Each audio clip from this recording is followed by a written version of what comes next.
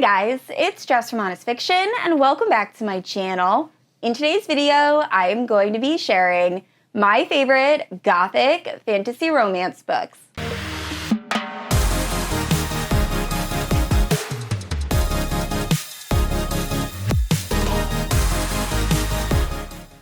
Alright guys, so if you're unfamiliar with Gothic Romantasy, it is a subgenre of fantasy romance that combines a dark atmospheric setting with paranormal or magical elements, and it is one of my favorite types of fantasy romance. Now, for full transparency, I was going to wait until closer to the fall to film this video. However, I've been struggling to come up with content ideas, and I've just been reading so many amazing kind of like Gothic fantasy romance books, and I figured I want to share them with you. Now, for every book, I will give you a spoiler-free plot synopsis and then my overall thoughts, but we have a lot of books to cover. So if you're unfamiliar with my channel, I post new videos every Wednesday and Sunday. If you haven't yet, please like and subscribe. You can also hit that notification bell to be notified whenever I post new bookish content. You can also check out my Instagram, Goodreads, and Patreon, all linked down below. With all that out of the way, let's talk about these Gothic fantasy romances. Alright, so starting off with kind of the inspiration for this video, we have The Night and the Moth by Rachel Gillig. Now, Rachel Gillig is also the author of a YA duology, which 100% would also fit in this video, One Dark Window. Now, I did enjoy that duology, but oh my gosh, this book. I love this book so much. It's one of my top reads of the year, and there is a certain gargoyle character in this I would lay down my life for. I love him so much. So I really enjoyed this book, and it has all of like the Gothic vibes. So in the story, we are following Sybil, and Sybil is one of, I believe, 6 or 9 diviners. Now, diviners are these women that are able to receive prophetic dreams from these creatures known as omens. Now, Sybil's time as a diviner is slowly coming to an end, but before she can retire from this, her sister diviners start going missing. So Sybil is one of the only people that is desperate for answers, so she reluctantly joins up with this knight who doesn't believe in any of this kind of stuff, and together they're going to try to find her sister diviners. And I, once again, really enjoyed this. I thought the pacing was a bit slow in the beginning, and honestly, I kind of immersive read all my books, but for this one in particular, I had to go back and re-listen to the beginning a few times. It is a little bit confusing, but once I got a good grasp of the world, I loved this book. I also just felt like the pacing, once we get past that beginning part, was perfect, especially once certain events start taking place. I was hooked. So highly recommend the audiobook, but oh my gosh, I love this, and it is one of my favorite Gothic romantasies. And next up, we have Belladonna. Now, this is the first in a Gothic fantasy romance young adult series that does have some horror elements. Now, it's not super scary, but there is one scene in this I remember being very creeped out. So just kind of know that going in. Now, unfortunately, while I love this first book and highly recommend, I really didn't care for the rest of the series, which is a bit of a disappointment. But anyway, if you're unfamiliar with the story, we are following Signa Faro, and when she's a baby, her mother takes her to this like lavish party. Unfortunately, everyone at this party ends up being poisoned and passes away. So Death shows up in corporeal form, ready to usher all the souls to the afterlife, and when he goes to touch baby Signa, he realizes for some reason he can't take her soul. So he becomes very intrigued and kind of follows her as she's growing up.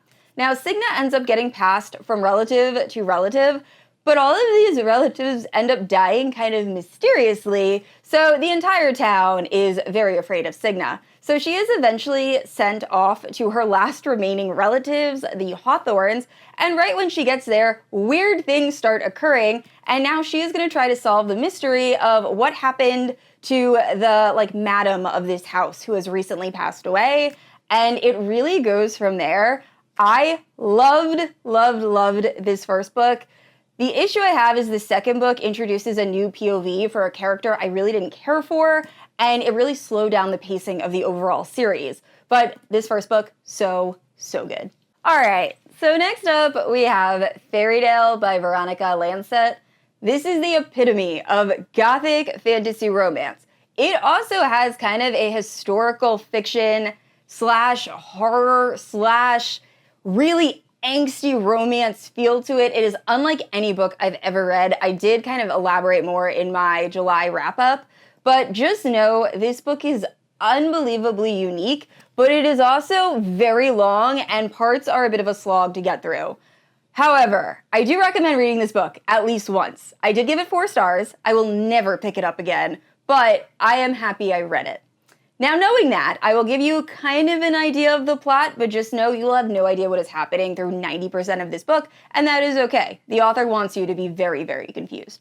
So in the story, we are following this school teacher named Darcy, who was orphaned and raised by a group of nuns, and she receives a mysterious letter in the mail saying her father, who she is completely estranged from, has no sort of relationship with, has left her a great deal of money. He has passed away. So she is very shocked by this and finds out the one caveat is she has to go to Fairydale, which is this very creepy town. And when she gets there, she realizes that not only is the town creepy, all of the people are just a little bit out there. And then she enters into kind of a love triangle, unlike any love triangle you will ever read. So it's such a unique story, and I don't want to scare you from picking this up because I feel like I have done that. I do think it is worth reading. It is just a very, very unique read and definitely has all of the Gothic vibes. Honestly, this book is probably the most like Gothic Romantasy out of the bunch. So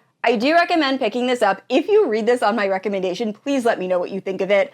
I need to know what people think of this book because I only have so many friends that have read it, and I am so curious. And next up is House of Hunger.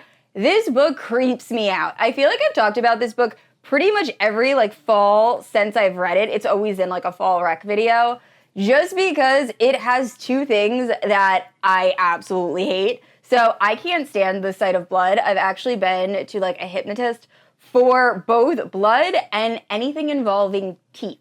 So for some reason, I am totally fine with getting tattoos. Don't know what that says about me, but any other time needles are mentioned, I freak out. I can't deal with it. So this book is kind of like a sapphic vampire story. We're following this girl named Marin who is desperate to get out of the slums where she's living. So she sees this strange ad requesting a blood maid. So blood maids are kind of seen as lower class citizens, although they are paid very well, and their blood is what helps the nobles sustain their life. So they're not killed, they're just drained occasionally. But other than that, they live pretty lavish lives. So Marin eventually agrees and she travels to the House of Hunger, where at first she loves this position, but then other blood maids start going missing and she realizes there might be something kind of not so good going on, and the story really progresses from there.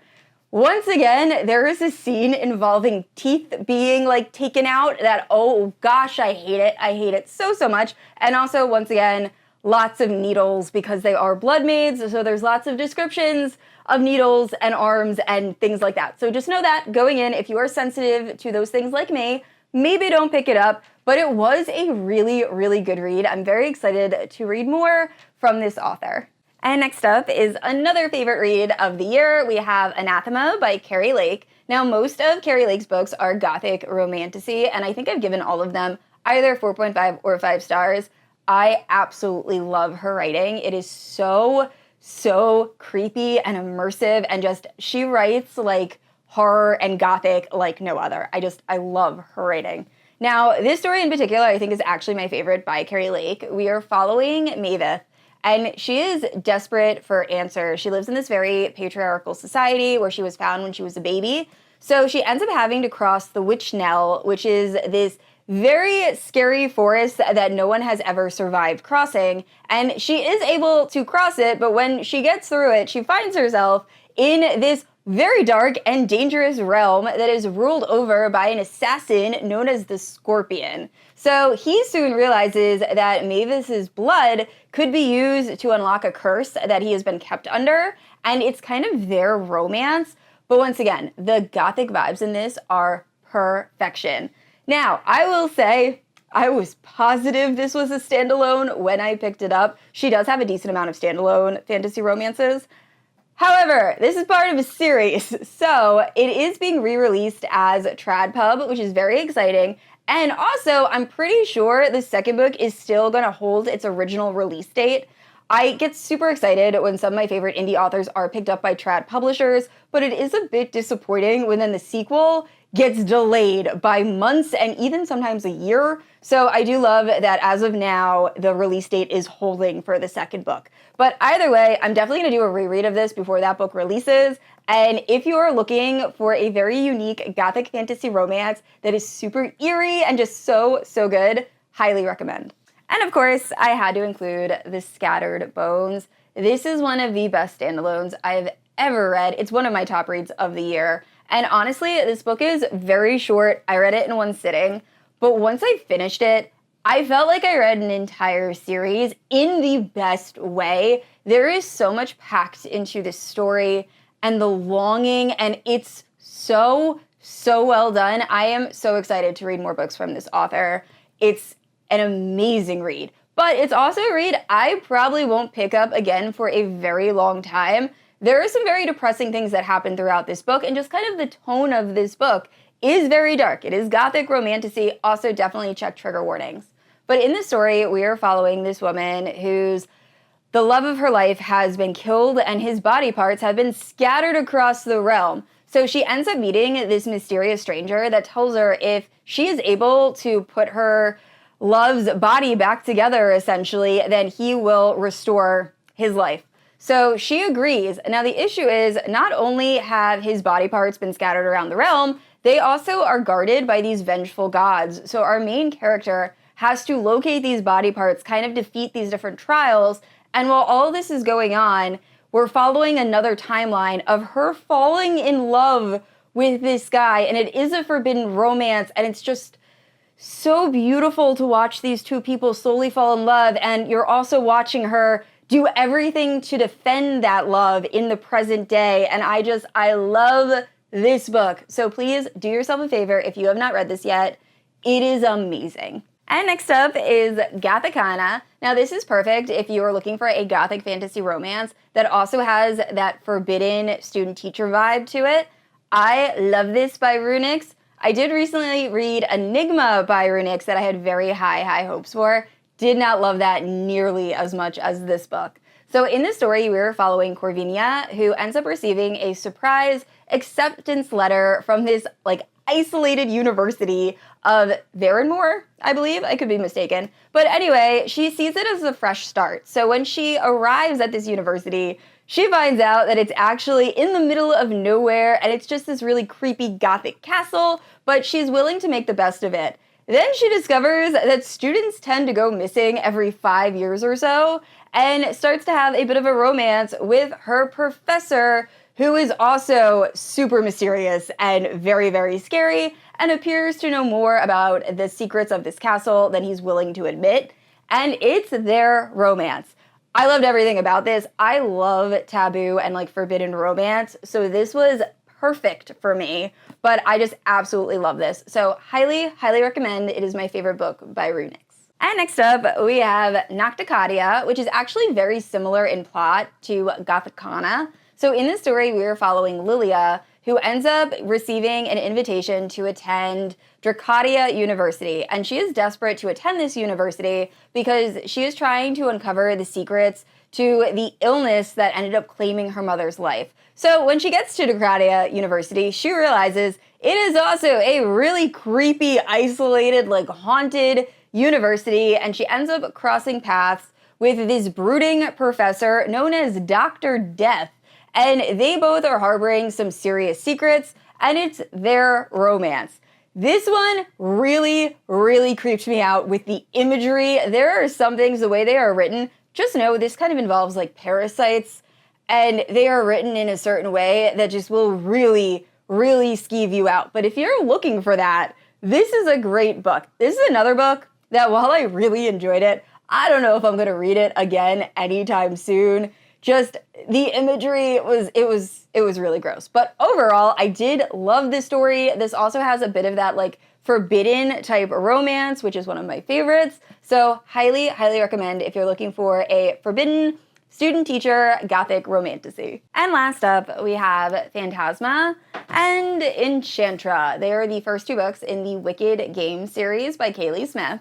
Now, I picked up this first book, Phantasma, just completely on a whim, and I read the entire book in a day and a half. I love this. It is so fun, and I also really enjoyed the second book. So this first book is following Ophelia, and after her mother passes away, she receives her mother's necromancy abilities, but then she also discovers that her house is about to be foreclosed. So her sister takes it upon herself to enter Phantasma, which is this deadly competition that if you lose, I'm pretty sure you have to like spend eternity in hell or something. It's really bad if you lose. So Ophelia is desperate to save her sister. She also joins Phantasma, and when she does, she ends up meeting this ghost who says, hey, I can help you pass all of these trials, but in return, I think it's like 10 years of your life. And she agrees. So it's their romance. This was really fun. I loved the trial element, but I will say, I think I liked Enchantra just a little bit more.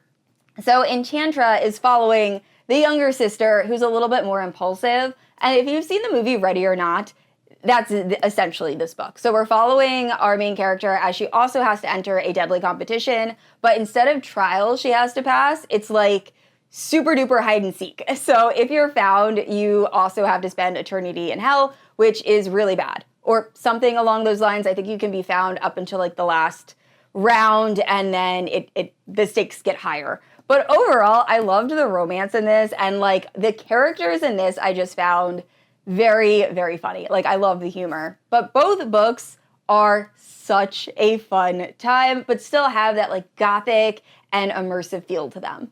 All right, guys, that is it for my favorite Gothic romantasies. Please let me know down in the comments below if you have a Gothic romantasy that I didn't mention. I love getting recs from you guys. And real quick, I'd like to say a special thank you to my Paladin protectors, Amanda, Christy, Kat, Lada, Leslie, and Nerdy. Thank you guys so much for supporting my channel. It means so much to me. And I said this already, I post new videos every Wednesday and Sunday. And if you haven't yet, please like and subscribe.